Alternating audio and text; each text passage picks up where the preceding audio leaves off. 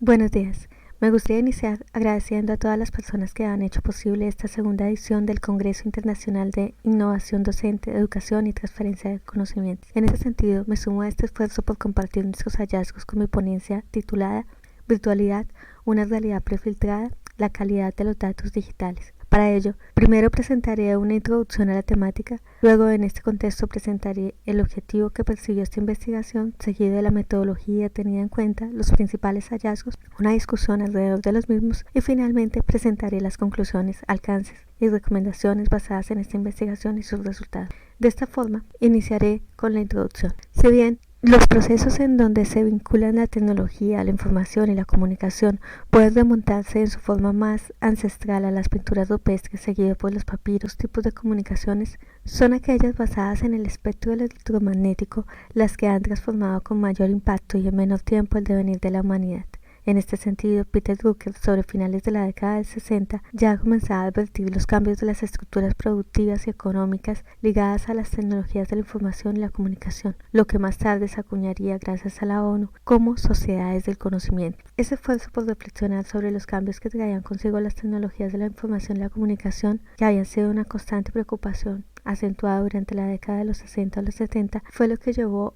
a la ONU a nombrar un grupo liderado por McBride a fin de generar un informe que permitiera prever las situaciones que podrían generarse a partir de esa incursión masiva de las TIC en las diferentes esferas de la actividad humana. Producto de ese proceso, en 1980 se presenta el informe titulado Un solo mundo, múltiples voces, en donde se revisaban diferentes aspectos que evidenciaban lo que en ese momento se llamó el nacimiento del nuevo orden mundial de la información y la comunicación, NOMI. Este informe marcó muchos aspectos del mundo, estableciendo unos derroteros específicos que fueron liderados como una apuesta común de desarrollo hasta 1987 por la ONU, debido a la salida de Estados Unidos en 1984 y otros países que se negaron a firmar un acuerdo al respecto, pues consideraban que disminuían su capacidad de crecimiento. Y ello implicó la caída y la desacreditación de McBride y sus propuestas bajo la etiqueta de comunista, a pesar de que, como señalaba Fernando Quirós, era un premio Nobel y premio Lenin de la Paz, cofundador de Amnistía Internacional, hombre con experiencia de gobierno y un profundo conocedor del mundo de la comunicación.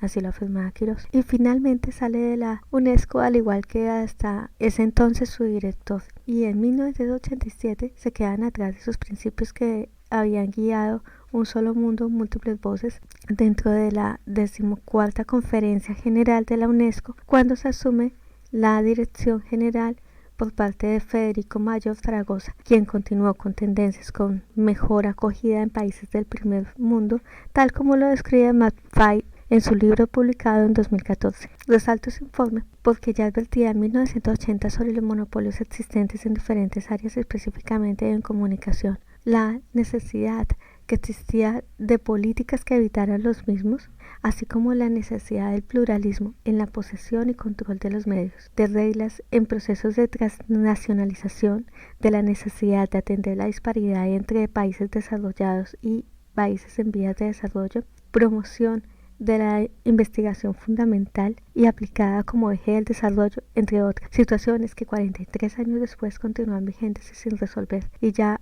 podemos observar el impacto de aquellas medidas que no se tomaron, por ejemplo en la aparición de nuevos monopolios tecnológicos que se han afirmado y concentrado en servicios de nube, aplicaciones, oferta de servicios informáticos, productos, que lo vemos actualmente en empresas como Microsoft, Google, Amazon, Alibaba, que son coincidentes en la tenencia de los servicios de nube. En el caso de los buscadores, que específicamente nos atañen, encontramos una concentración del 92% de las búsquedas que se realizan a través de Google, un 7.3% aproximado repartido entre Bing, Yandex, Yahoo, Baidu, DuckDuckGo, y aproximadamente menos del 0.7% corresponde a otros buscadores. Aún así, existen unas políticas nacionales y multilaterales que estimulan la aceleración de los procesos de digitalización, las búsquedas y los procesos basados en información digital, y en ese punto es donde nace la pregunta que dio vida a este experimento. La realidad digital representada a través de los resultados de búsqueda es una realidad que filtramos al acceder acorde con nuestra búsqueda,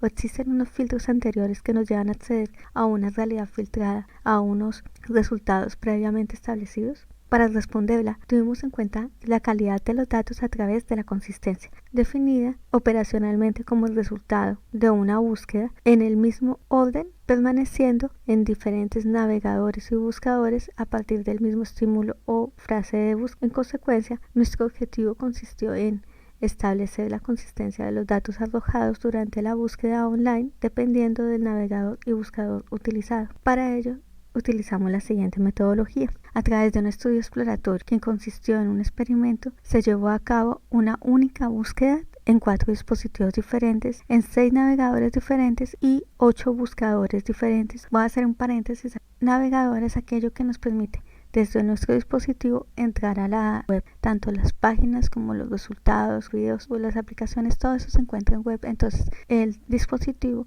se puede conectar a la red a través de un navegador. Ese navegador a su vez necesita un motor que le permita recuperar los datos que se llaman motores de búsqueda o buscadores. Dentro de los más conocidos de los navegadores encontramos Chrome, y dentro de los buscadores o esos motores de búsqueda que recopilan la información que está en la web encontramos a Google. Entonces nosotros cogimos los navegadores con mayor concentración de cuota de mercado, es decir, Google Chrome, Mozilla Firefox, Safari Opera, Microsoft Edge, y 2 de menor cuota de mercado como Brave y Tor. Y con relación a los buscadores incluyeron tanto los de mayor cuota de mercado como otros de menor cuota de mercado, para un total de 8 buscadores que fueron Google, Lilo, Bing, Starbase, Yahoo, Yandex, DuckDuckGo, New, estableciéndose una cuota de 5 resultados por búsqueda a través de un muestreo por conglomerados de acuerdo al dispositivo para una muestra esperada de 960 resultados, es decir, 4 dispositivos por 6 navegadores por 8 buscadores por 5, que nos da un total de 960 esperados. Los resultados se analizaron de acuerdo a técnicas de color y asignación de puntuación, que llevaron a establecer, a partir de los procesos de codificación de color, que los buscadores Google y Starbase contradicen la información generalizada que permitió a Starbase posicionarse activa junto a DuckDuck, puesto que los resultados son muy similares, y Starbase conservando el resultado tanto en posición como en contenido. Y a su vez en los diferentes se repitió con mayor o menor frecuencia. La frecuencia más estuvo entre Google y Starbase. Podemos en las gráficas a través de los colores podemos ver cómo existen unos patrones de recuperación de la información y el posicionamiento de esa información dentro de las búsquedas. Entonces nosotros esto nos pareció muy extraño. Esperamos que cuando buscamos en DuckDuck los resultados sean diferentes que podríamos encontrar en Chrome o a los que podríamos encontrar en Starbase, pero realmente el filtro de diferentes buscadores es muy más similar de lo que esperamos, porque en 1.000.000 de resultados posibles que recupere exactamente el mismo orden implica que haya una codificación previa que lleve a esos resultados. Entonces, ese comportamiento similar entre Google y Starbase es seguido por DuckDuckGo y Lilo y Yahoo, y en menor medida por Bing y Yahoo, y es menos consistente al interior de Yandex. En Yandex no se encontró coincidencias con el resto de buscadores. También encontramos diferencias al interior de los dispositivos que se emplean, y encontramos que cambiando de navegador tampoco era que se presentara algo diferente con relación a las búsquedas. O sea, independiente del navegador que utilices, independiente del buscador que utilices, existen grandes probabilidades de que encuentres la misma información. Y había unas situaciones muy especiales, como por ejemplo que unos buscadores forzaran la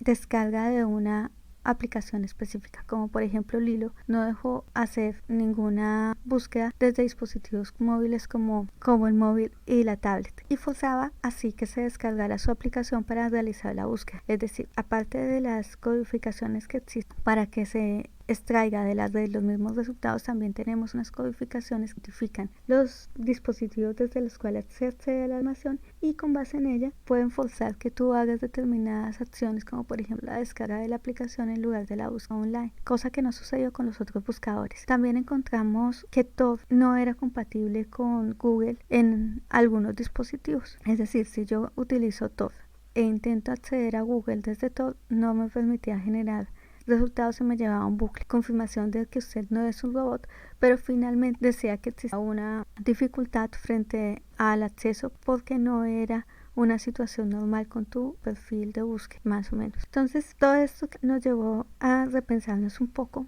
y con gran sorpresa los resultados y comenzamos a buscar qué era lo que estaba existiendo debajo que permitiera esto. Entonces encontramos cosas, por ejemplo, los programadores reutilizaban los códigos y los algoritmos para generar nuevos algoritmos. Entonces eso podría explicar en gran parte pues esos halos o esos sesgos en la recuperación de información. Y nos fuimos un poco más allá y encontramos algo que se conocida como la burbuja de filtros, que se dio a conocer por Pariser y se alimenta por aspectos como palabras clave, historial de navegación, interacciones y decisiones del usuario previas, que implica una realimentación de las búsquedas acorde con los procesos que